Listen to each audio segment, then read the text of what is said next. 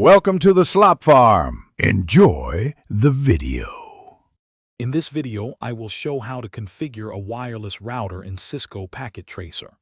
First, drag a wireless router from the Network Devices section onto your workspace. Next, add two end devices, like laptops, ensuring they have wireless network interface cards.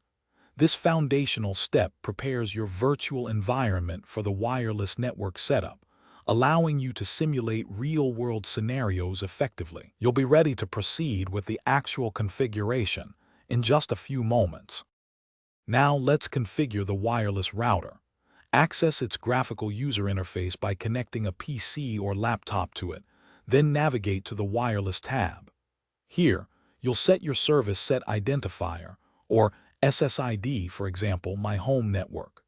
Crucially, select a strong security mode like WPA2 Personal and create a robust passphrase. This secures your network, preventing unauthorized access. Remember to save your settings before proceeding to the next step. With the router configured, it's time to connect your end devices.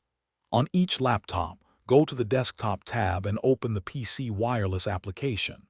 Navigate to the Connect tab and click Refresh to see available networks. Select your previously configured SSID, then click Connect and enter the passphrase you created.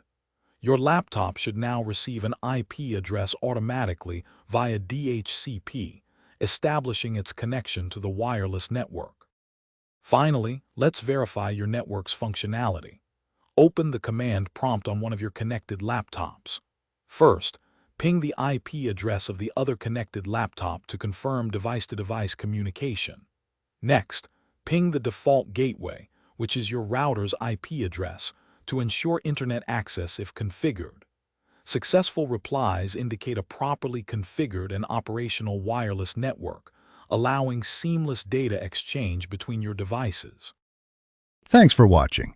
Consider subscribing if we helped you today.